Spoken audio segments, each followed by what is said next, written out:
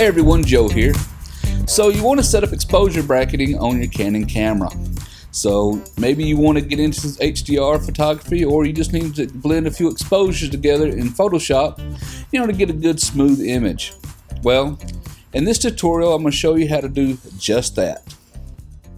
Okay everyone, well, setting up auto exposure bracketing is quite easy. Now the first thing you'll need to do is I recommend setting your camera in aperture priority mode. That's the one I like to use for taking all my bracket exposures. Another thing you want to do is you want to set your ISO to 100 or whatever the most possible lowest ISO you can use. Now I recommend 100 because if you're using taking photos for HDR, then you're going to want as little noise as possible, so ISO 100 is highly recommended. Okay. Now the other is we want to go down here and let's see here. Let's go down here and turn on from one shot. Leave it on with one shot because you do not want to change focus while it's taking the photos.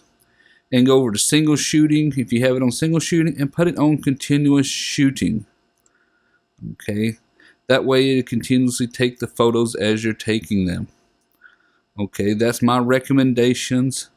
Now let's go up here and let's go to exposure compensation. Now there's a few ways you can do this. Now if you notice that I actually do have mine about 1/3 stop moved, but I'm going to set it back to 0. Now many cameras do different ways of doing this. Some allow up to 5 or 7, like the 70D. Let me get back to the menu here. Let me go over here. There's another. You can also access it from your menu. Okay. If you turn the knob, you'll get your other 3 stops of bracketing here. And you can see this one goes from a -2 to a 0 to a +2 on your exposure bracketing. Okay. Now you can also move these up or down if you wish to adjust your exposure compensation. Now I recommend a -2 and a +2. However, if you need more dynamic range than that, you'll probably want to get a higher end camera that allows you, at least 5 brackets or more. Like my 70D allows me to go up to 5 or actually 7. But if you're just going -2 and +2, which is used on most HDR photos and stuff, and pretty much is actually not a bad setting, because most everything I take a photo, I always leave it in just 3 exposures.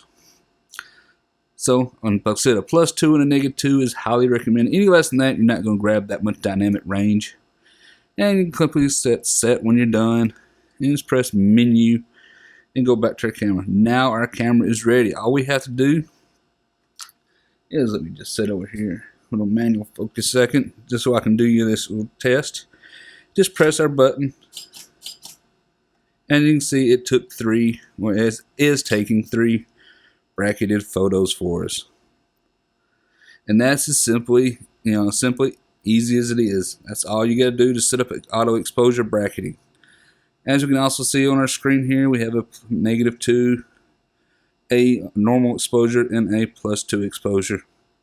Now when they show up in your camera, you'll probably have your regular exposure, then a 2-stop underexposed, and a 2-stop overexposed.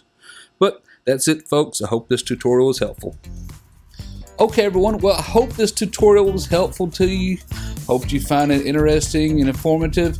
If you do, and you like this video, how about a thumbs up? Thumbs up's always highly appreciated. If you're not a subscriber to my channel, please take time to subscribe. Subscribing's free, it's for you, and lets you know when I release more videos. And until next time everyone, thank you for watching.